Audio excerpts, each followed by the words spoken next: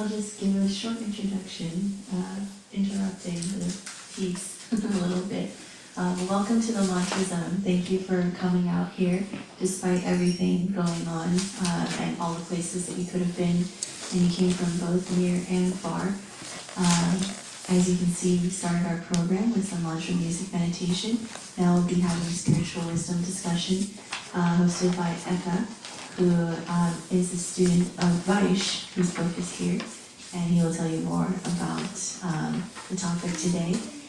He actually is a famous musician, and he's traveled the world many times, and he settled down here to our great fortune, and so we're really in for a treat, and it won't take too much longer. Is anyone here for the first time today? Oh, awesome. We have 3 people. Great.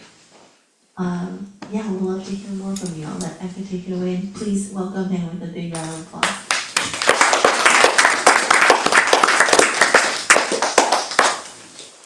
Thank you all so much for chanting so beautifully. How was that for the first timers, the kirtan? Amazing. You liked it? Yes. How about you? Yeah. Really in the trance, so Yeah. just in the mantra, yeah, lost. Yeah. This is our process. We have a nice prasadam, we have a nice musical meditation session, and then we talk about it. Does that sound like a reasonable way to live? So we've been going through a series over the last few weeks, for those of you who are new. The philosophy of bhakti is encapsulated in the Bhagavad Gita, which I'm sure you're very well familiar with. And there's one verse that we've been unpacking from the 13th chapter. It's a verse where Krishna is explaining the qualities that qualify one to receive spiritual knowledge. And we've been taking them one quality at a time. Does anyone remember the different qualities that we've talked about? Pridelessness, humility, non-violence, that's right. Simplicity. Yeah, that's right. Good memory. I bet you've memorized the verse though. And now, the next one we're talking about, Krishna says, basically once you've prepared yourself, the next thing is to approach a bona fide spiritual master, or in layman's terms, accept a teacher. The Sanskrit is Acharya Upasana. You heard that word, Acharya? Achar is your behavior. And Acharya is someone who not only knows the philosophy of Krishna consciousness, but lives it. And then Upasana, it's an interesting word. If you break it down, it means to sit near. Maybe you've heard of the Upanishads. Same root, to sit near and learn. So this idea that just by being close to an advanced personality, sitting near to them, can receive spiritual knowledge. So, before we dive in, does anyone have any questions about spiritual master or guru? It's kind of a loaded topic. A lot of people have different ideas about what it means. We were talking over dinner about some concepts around the guru. So I'm wondering if anyone has any questions. Whoever asked the questions is leading the conversation. So we want this to be engaging and discussion based. So if you have any questions that you'd like cleared up, you've been wondering about what is a guru? Yeah. Who propagated this mantra? Can you speak about that person? Yeah, this mantra, the Hare Krishna mantra. So it's actually found in one of the Upanishads, Kali Santarana Upanishad, where it's described as the great mantra for this age of Kali Yuga. So it's been propagated by many people over the millennia. There's one particular person in recent history. His name is Chaitanya. He's known as the Golden Monk. And he really popularized it in the modern age. Have you heard of Chaitanya? Yeah. So about 550 years ago. And it's a good question. And it's interesting because Chaitanya is actually in the line of gurus that I'm in also. He was about 550 years ago in India, walked all around barefoot, spreading this mantra, teaching everyone this process of chanting God's names. And one of the key elements of what it means to be a real guru, according to the wisdom literatures, is that you pass it on without changing anything. So over the past 550 years, there's actually a line of disciples from Chaitanya that you can follow all the way to the present day. And a lot of bhakti yoga practitioners are in the line of Chaitanya. In the more recent history, in the 20th century, there was one personality who propagated this mantra to the Western world. It had mostly been just in India. Although it's a non-sectarian process for all people, it had been mostly in India. But in the 60s, A.C. Bhaktivedanta Swami, who was also in the disciplic succession from Chaitanya, he received an order from his guru to spread the mantra to the English-speaking world, because the world was becoming much more interconnected, easy to get around, easier to communicate. And that has just continued to accelerate. But he came to America and started teaching this philosophy of Bhakti Yoga and spread Hare Krishna to be more of a household name. And he's my guru's guru. Prabhupada is. Is that helpful? Yeah, I wanted others to hear it. Oh, okay. Yeah. Any other questions about guru? Yeah. How do you find one? And yeah, how do you find a guru, and then what qualities do you look for in a guru? Yeah, very good question. Like your first quality is that they understand the science of devotion, of spiritual life. So in one sense, you have to be familiar with it so that you can see if they're really spreading the message as it is, and also that they are living it. If someone is speaking spiritual philosophy on a stage very eloquently, but then you see them backstage smoking a cigarette, probably not a good choice for a guru. It's just an example.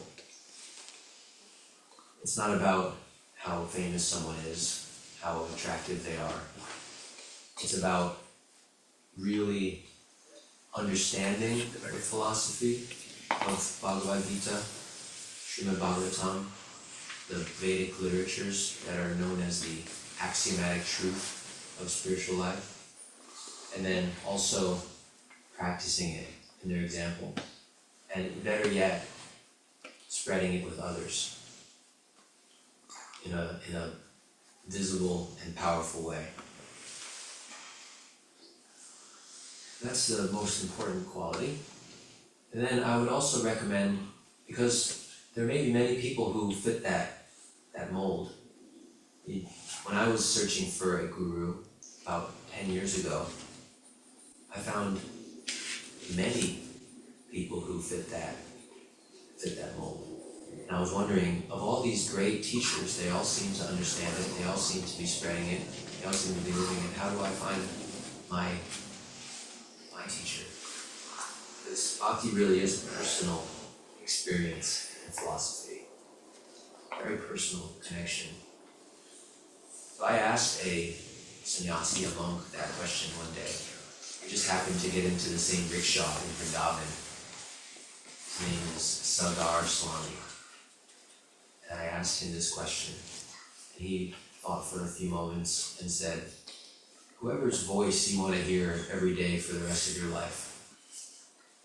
I took that to heart, and I started listening to the teachings of all the great spiritual masters that I knew about, until I found one that I didn't get enough of his voice. I could listen all day, and I did for many days and weeks, and never got even a little bit satiated.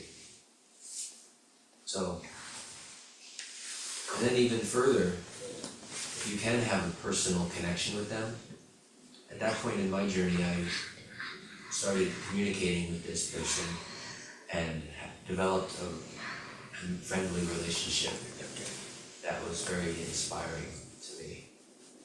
He offered me different services, and his teachings really had an impact on me. So at that point, I still had some doubts up till the time I was listening to him about the philosophy and the lifestyle. But when I dove into his teachings and the relationship with him, I found that my doubts had really dissolved. So that's when I knew for sure that that was my teacher.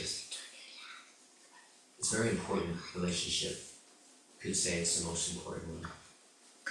And in all this, I'm speaking about a particular type of guru. There's multiple types of gurus. There's the phrase in Sanskrit is, you have your three main types. Production, what's the phrase? Martana production, yeah. That's the first person who gives you the path and shows you Krishna consciousness. And then you have a guru that is anyone who teaches you, anyone that you can learn from, that you're receiving instruction. That's another type of guru. And then there's the guru who actually initiates you on the path. I'm speaking about that third type, Diksha. But really, anyone can be a guru. Even animals can be your guru. There's a nice passage in the Bhagavatam where the 24 gurus are described. This is wise sage who's saying, oh, I learned from the mountain, I learned from the river, I learned from the hawk, I learned from the honeybee. But in another sense, it's nice to stay open and receive teachings from everyone. But it is also important to choose one Diksha Guru who can be your main point of connection to Krishna, the representative of Krishna. I hope that was helpful explanation. Yeah, that was, thank you. Any other questions about Guru?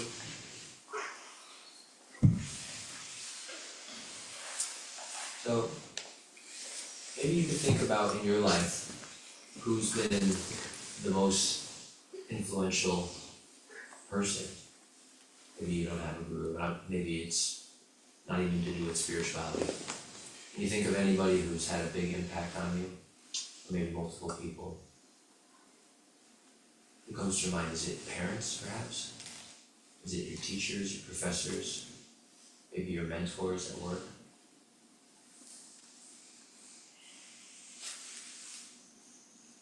So these people teach us all sorts of important skills and subjects in life.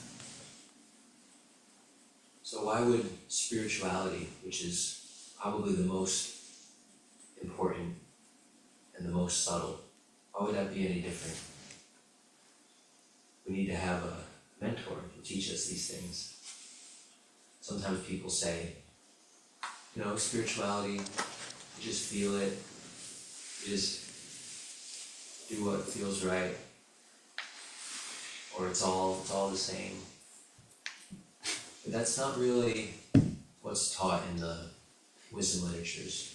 And if you were to apply that same approach to learning chemistry, for instance, probably wouldn't get too far.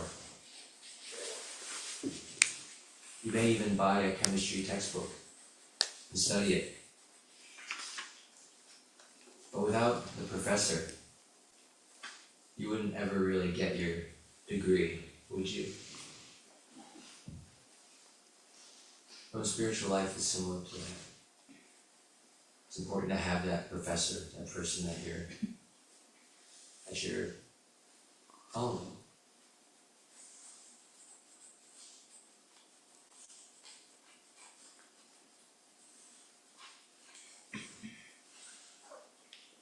Just checking my notes here.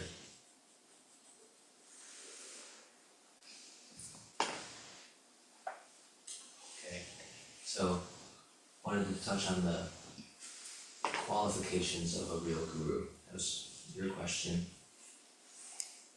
It's important to follow the disciplic succession. I mentioned that. Also to live what you teach, to have that deep realization. And it's also very important that the teacher points the student towards the divine, not so much towards himself. You may see some gurus that are maybe very charismatic, and it becomes a cult of personality. But the true guru is just a window, a via medium, pointing the disciple towards the divine, a representative. You had asked me earlier, you were saying that how can the guru be greater than God? You had that something, what was your No, thought I've about heard, that? my question was that in so many commentary that goes on in different medias, they say that guru is almost as important as a god. So I think we had some discussion along the lines of that. Yeah, it's a good question. And when Prabhupada was first teaching his new disciples in the US, they had the same question and conundrum, and kind of misunderstanding. And Prabhupada cleared it up by saying that you treat the guru as good as God because he's God's representative. Just like if you have the ambassador of France coming to visit, you treat him pretty well because he's the representative of an entire country. And he's going to go back and give a report on how you treated him. So similarly, the guru is like the ambassador from the spiritual world. And by having that relationship with the guru, is training us to have a personal relationship with the divine. So the way we can develop our relationship with the guru, it will be useful training for when we have that relationship personally with the divine.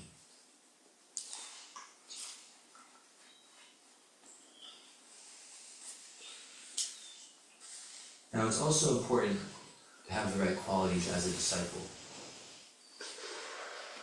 When looking for a guru, they'll also be checking you out. Make sure you're for real. And in the Bhagavad Gita, there's one verse that's very important for the qualities of a disciple, where Krishna says, basically a three-part formula. First is to approach with humility. We have to be teachable to receive knowledge. If you're really challenging all the time, just for the sake of challenging, the guru won't want to open their heart to you. So approach humbly. The next thing is to render service. Service is one of the core aspects of bhakti. Because once you appreciate someone, that appreciation grows into love, you naturally want to serve. And then by rendering service, then their heart will open and they'll want to give you what they have. They can share the spiritual realization because they have it. So then once you've rendered service, the third part of the equation is to ask questions. So a very simple formula for approaching a spiritual master. Approach humbly, render some service, and then ask questions. There's a great example of this, there's many examples of this, but in the Bhagavad Gita itself, Krishna is the teacher. Arjuna is his friend. But Arjuna is, in that moment on the battlefield, starts to break down in tears, not wanting to fight. And up till then, they were good friends. But at that moment, Arjuna humbly turns to Krishna and says, "Now I'm your disciple. Please teach me." And the relationship changes, and then Krishna proceeds to explain everything about life and about spirituality to Arjuna. That was an important moment. It was a moment that he, Acharya Upasana, he approached his spiritual master and asked questions.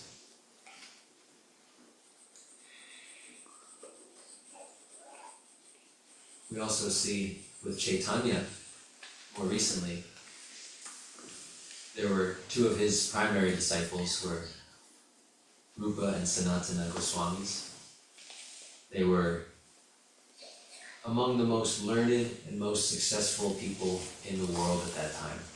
They knew 7 languages, they were running the government, they were billionaires. But still, they approached Chaitanya as humbly as can be imagined. And they said to him, "We're great fools. People think we're great, and we're so foolish that we actually agree with them." But then they started from square one. They approached the spiritual master and they said, "We don't know anything. We don't even know who we are. Can you please explain why we're suffering in this world?" Talk about humility. To be filled up, first we have to be emptied out. And there's countless examples of this. In the Bhagavatam, which is the expanded science of devotion, Bhagavad Gita is like the undergraduate study, and then Bhagavatam is like a master's program in Bhakti. And you can learn so much from Srimad Bhagavatam. There's a story of Dhruva, who's a 5-year-old boy who goes to the forest to find the divine. Maybe his motives weren't quite pure at that time, but still that was his idea. And he encountered a spiritual master on the path, Narada Muni. And he met him just for a brief encounter. It took that teaching that he received and achieved perfection just from one teaching. When he humbled himself before his spiritual master and asked for advice.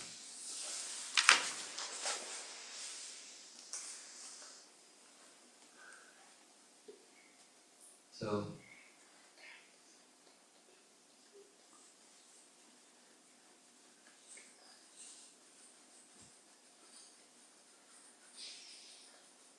if you were planning to climb Mount Everest, you could read about it all you want, you could train for it, but when you actually start your trip, you probably want to go with someone who's done it before, right? In spiritual life is similar. It's helpful to find someone who has been to the summit, someone who has achieved the goal that we're after. In anything, in any pursuit in life. A mentor can save us years and years of trial and error. A good captain can get us across even the stormiest seas. The guru is actually described as a captain of a ship in the Bhagavatam. So in this world, which is so challenging and confusing at times, we can find someone who knows what's what, has read the books and understands them, and not only that, practices them and teaches them. The Vedic literatures can be seen as user's manual for this human body and this universe. So someone who's an expert at how to live. Wouldn't that be a helpful mentor to have? So that's the basic thesis of tonight's discussion, is the importance of finding a spiritual mentor, qualified spiritual mentor, and approaching them in a qualified way to receive spiritual knowledge. Now, would anyone like to share an experience or a reflection or a question? If this topic is hitting home. Enough of my monologuing. Let's have a little more discussion if you'd like. Yeah, please. Thank you so much.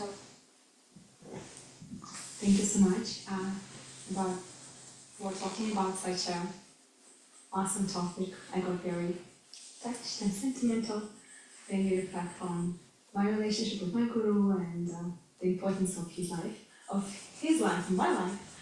And I thought about one thing that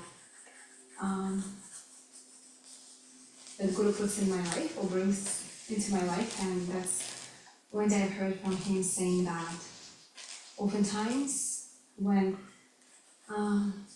spiritual journey becomes very difficult and challenging and you feel like there is no way I can do it, the guru is someone that can tell you, yes you can, yes you can. And I think it's so important because with all the trainers and helpers that we can get along on the way, it's so important to feel the words of the encouragement that no matter what, you still can do it. And I think Guru, by saying that, by his personal example, by giving you his instructions to you, he gives some also Shakti or strength into pushing through the dark. And and I think we're just so blessed that in this dark age of Kali, we still have so many wonderful souls that are here to save us all and help us and guide us. And I think we're very blessed. Thank you so much. Thank you. You used the word encourage. That comes from the root core of the heart. So they have such powerful hearts, and you can receive some of that into our heart. It's a heart-to-heart connection in bhakti. Thank you. Such a nice reflection. Your enthusiasm for this topic is palpable. Anyone else want to share a reflection or a question about this topic?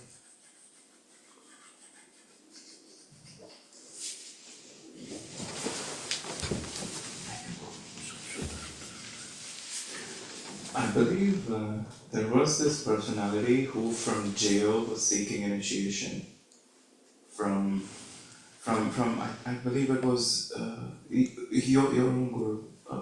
Could you speak of that disciple? You know his name. Does it ring a bell? Yeah. Ajay Shuka Prabhu has mentioned this disciple of his. I'm not sure of his name. I'm not totally sure. But actually, jail is a good place to practice Krishna consciousness. There's a story of Haridas Thakur, one of the great saints of this tradition. He's known as the Namacharya, or the teacher of the holy name. He would chant 300,000 names every day, 22 hours a day, just chanting in ecstasy and love. And he was put into jail. People get jealous when someone's really advanced. They were beating him and put him in jail for his spiritual practice. And when he went into the jail, the other inmates, just by his presence, could tell he was a great personality. And they asked for his blessing. And interestingly, he said, "Remain as you are." Because they're in jail, you can just chant all the time. It's kind of like being in an ashram. Someone tells you when to wake up, when to eat. But you can really go inward. So we do find a lot of inmates in jails who are open to spiritual teachings because it's such a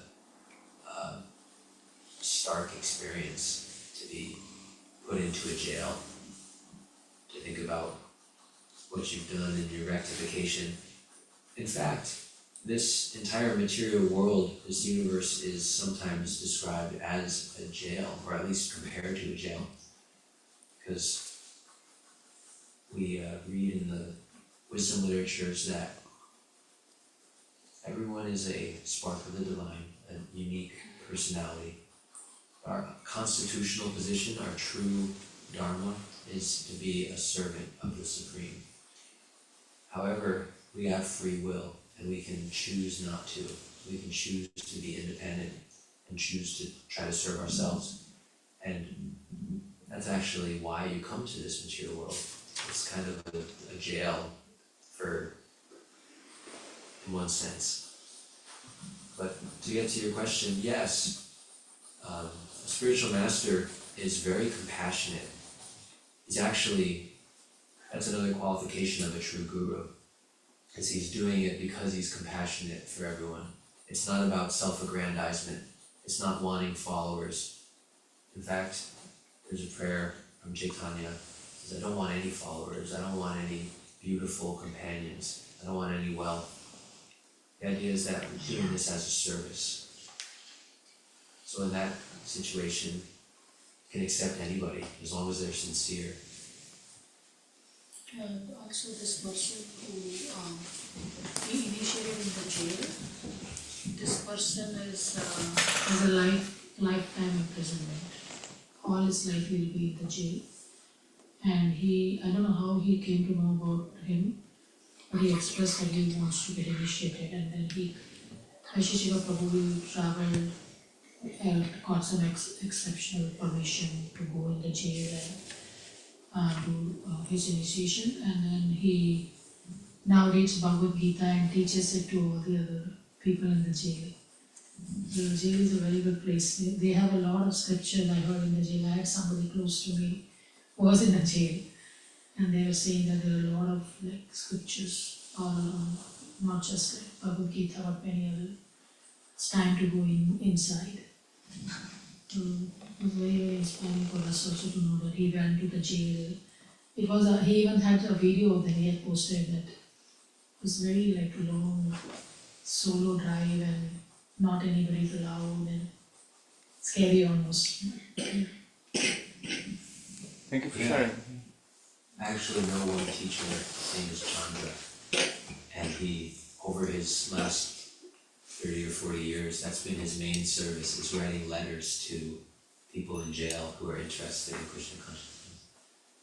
It's called the prison ministry.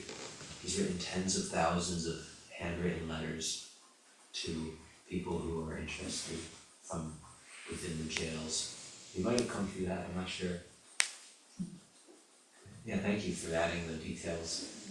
Thank you for asking the question. Well, it is getting a little late. It's 8:20. Would anyone like to have a final comments or questions? Yes, please.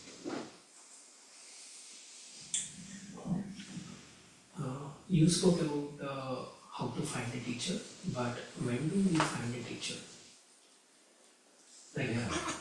Should we find the guru or teacher after you decide 100% that you wanna take this path, or you wanna explore this path and then decide, find a teacher and then decide this is a good path for you?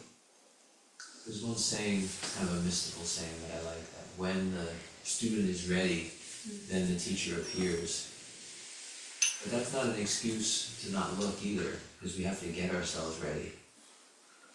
So when you feel that pull in your heart for something more, you can take those steps to prepare yourself. And that's this whole verse we've been talking about. It tells us how to prepare ourselves to receive spiritual knowledge from a teacher. So if you're ready to learn about deeper subjects, about life and about the soul and about the universe, and want to know really what's going on, go for it. Jump in. Learn as much as you can, meet the right people like this who are also on the path. And the more attention you put into learning and preparing yourself by becoming a better person, the more you'll attract that frequency and bring in a teacher that resonates with you. It's good to knock and it will be opened. Ask and it shall be given. These are biblical references, but it's true in any tradition that we have to take the first step. It's sometimes said if you take one step towards Krishna, he'll take 100 steps towards you. So just being here is taking a major step towards his spiritual path. And just stick around. That's the key thing, is persistence and consistency in your practice and increasing it as much as you can. And before you know it, you'll meet the right people who will know the right people and advise you in the right way and introduce you to the person who maybe, you never know how it works. It's such an interesting web of karma. But just like when the sun is rising, first you see the light and the sun rays. It's described that before you see Krishna, first you see the devotees. So when you see the devotees, you're going to find someone who's qualified to be your teacher, and then they're going to show you Krishna. Is that helpful? Yeah. What is your name? Kaladhar. Omyo? Kaladhar. Kalatar? Yeah. Great to meet you. Thank you for being here. Should we do more kirtan? Or should we Yeah. talk more? Sure, no, I mean, I really love this question actually, but yeah, we can. Did you want to say more about the question? No, I think I'm good. Okay. You said really well. Okay. A small kirtan will be good. Yeah.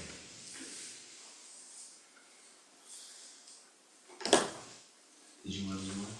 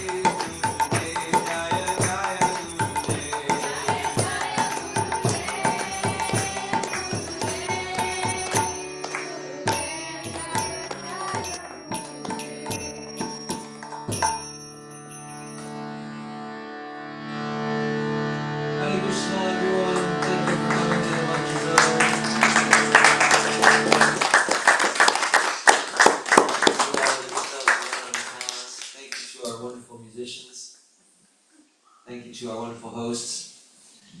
Very grateful to be part of this. Thank you very much for having me. Thank you very much, Eka. This was really important topic and very nicely done.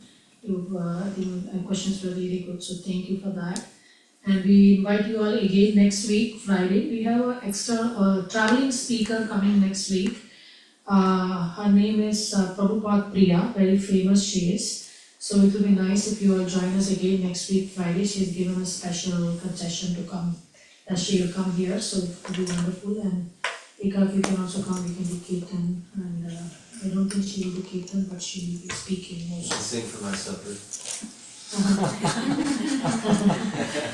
Okay, and then I told you the special day is called Ekadashi, where we are all, many of us have been fasting from grain. Some of you did not even eat because you are daily fasting, not eating anything. But the food today was grain-free, gluten-free, and very, very vegetarian. So if people who did not eat, please you should eat. It's a special food today. And the cooks for today, Akansha made the rasgulla and the quinoa. And Vicky made the salad. And we have Yash sitting there on the white shirt, and Kajal got some fruits today. Thank you all of you. Those were the things, and all the other items I made. So thank you everyone for honoring the prasad. And Celia got the coconut juice. Sorry, I was forgetting. Celia got the juice. Yay!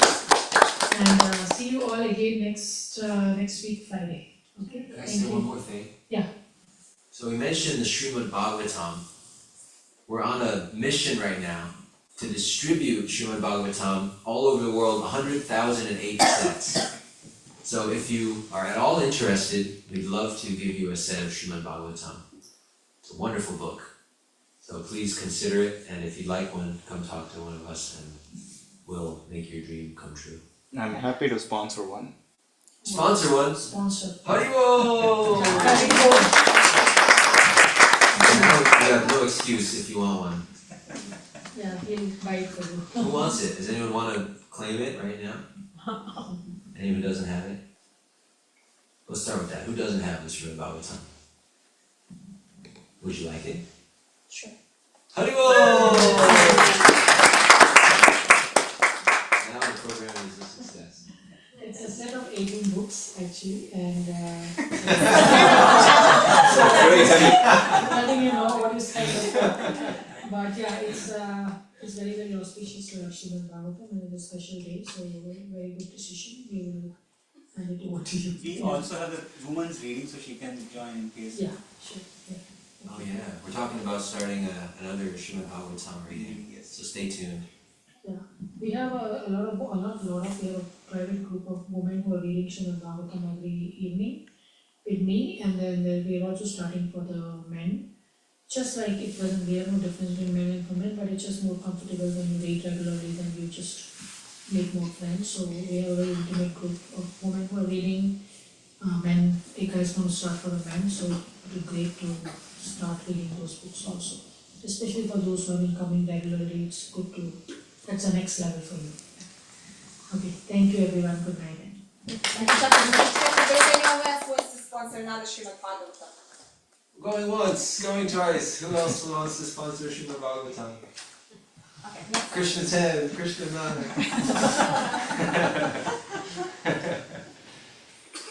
Haribol! Big ones.